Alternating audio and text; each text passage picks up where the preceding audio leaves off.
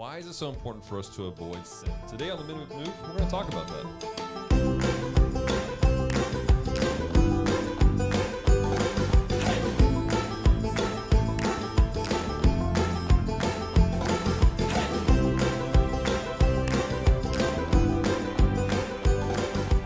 Hello and welcome to the Midweek Move podcast session, the only place in the podcast where we examine the scriptures line by line, verse by verse, and ask ourselves, what is happening here today, ladies and gentlemen?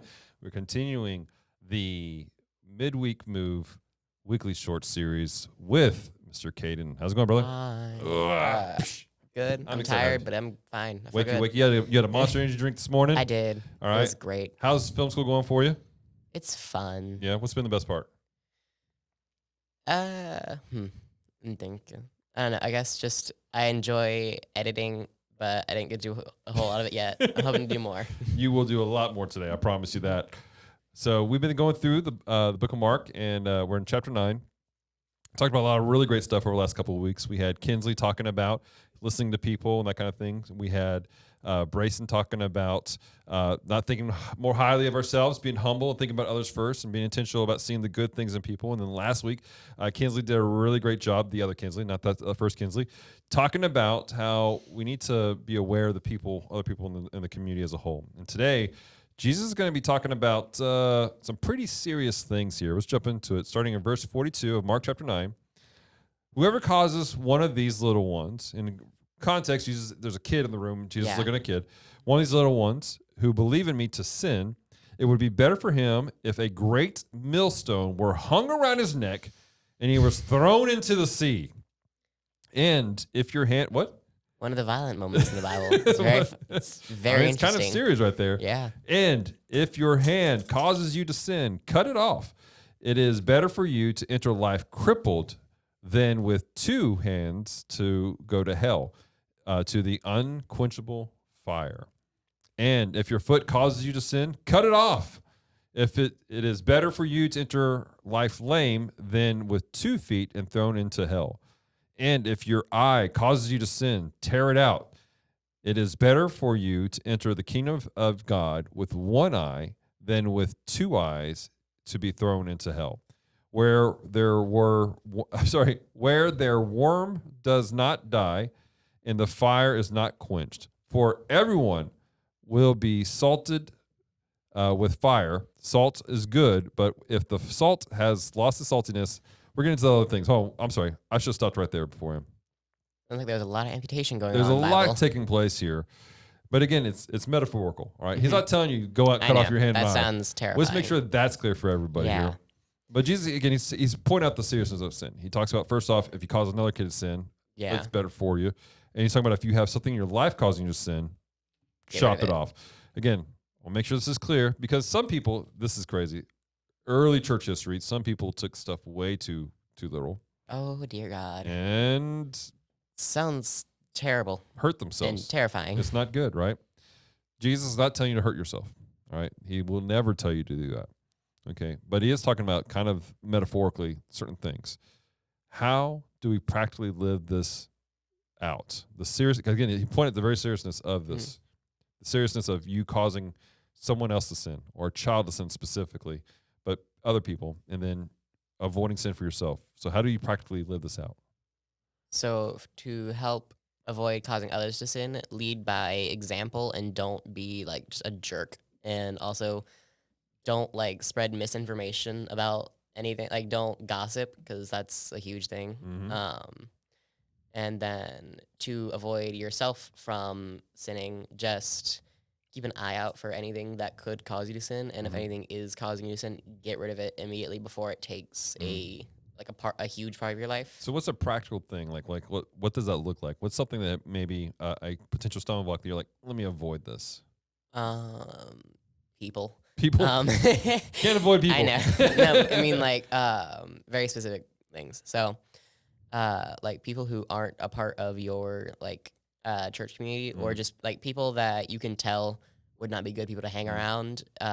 Like people at your school who aren't like they behave very inappropriately and wrong. You would want to avoid those, like avoid specific people, and if and like just not try to. I don't want to say like not try to be friends with them, but don't make sure you aren't following their example. Right. Because there's a balance there, right? Again, there's obviously the aspect of like, be careful who you grew up with, who your closest friends are. You got to be careful with that, obviously, because that does rub off on you. But at the same time, also don't like block people and don't let them in. Yeah, exactly. Because otherwise, they can't hear the gospel. Exactly. They can't hear Jesus. So that's a real practical way. And of course, that's a lot of tension right there. Yeah. But what about something very practical, like what if you were struggling with other things, like something very specific? I'm trying to think of something specific. Say one of your friends is one of your friends is suddenly like they were a really good person and you knew them for a while, but then suddenly they've started to divulge from the path. I think I use that word correctly. Diverge. My bad. That's right. Divulge is to give. My bad. To diverge. Okay, mixing up words now. From the path of what they were on, like they are now doing a lot worse things. They aren't taking care of themselves, or they're hurting other people. Yeah. Then you need to help them to understand that, hey, this is wrong. This isn't what you're supposed to be doing. And if they continue to just ignore you or just try to tell you that no, they're doing the right thing, then I'm not saying like get them out of your life completely, but like don't make them as large of a priority. Don't put them in your like inner circle. Right. Keep them in like a safe distance away where you can still try to correct their path, but where they're not going to be influencing you nearly as much. Right. Yeah, not bad. Another practical thing, if I can add to that, is a conversation. I had a conversation with some friends years ago, and one of my friends was into some really dark stuff. It was scary for a while there. Like they were hurting themselves, and they were doing some stuff, and found Jesus. It was great. It was awesome. But there were certain things in their lives that kept pulling them back into that old lifestyle. It was painful for them. And so what they had to do was actually go, I can't be part of certain things anymore. So actually, they literally threw away certain things that they had in their household. For them, it was certain types of media that they were consuming on a regular basis. Yeah. And they cleared house, got rid of everything. And they said, I can't do this. They had like a subscription service or something. They had to cancel that subscription service. They were part of an online community. They literally had a friend log into their account for this online community and change the password and promise to never get so that way they can never get a part of it again, no matter how tempting it is. Exactly, because it was a community that they were part of, but it was a community that was hurting them on the inside. And so that's some of that aspect. And that's hard because, again, there's people. There's things that you love. There was an object that was given to them, and it had a lot of sentimental value because a friend had passed away. They give it to them, but that particular object led them back into some very dark stuff, specifically. And they're like, I have to get rid of this. Sounds hard, but necessary. Exactly. If it's causing you to go back into old ways. Exactly. Which is what Jesus is talking about. Like, it's like, it's hard to cut off your hand. We have this natural impulse to go, not doing that. I like my hands. Yeah. But Jesus is like, chop it off. It's causing problems.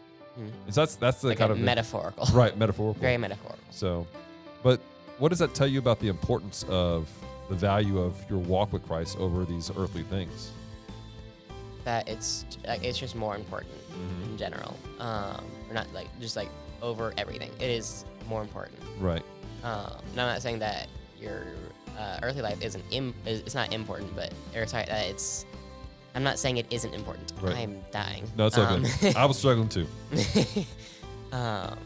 But it isn't as important as your walk with Christ and your spiritual life. Word. Good stuff. All right. We'll hear from you guys. How does this encourage you? Has it challenged you? Reach out to us, mediahub@thpshreveport.com. That's how you can email us. Until next time, have a great week.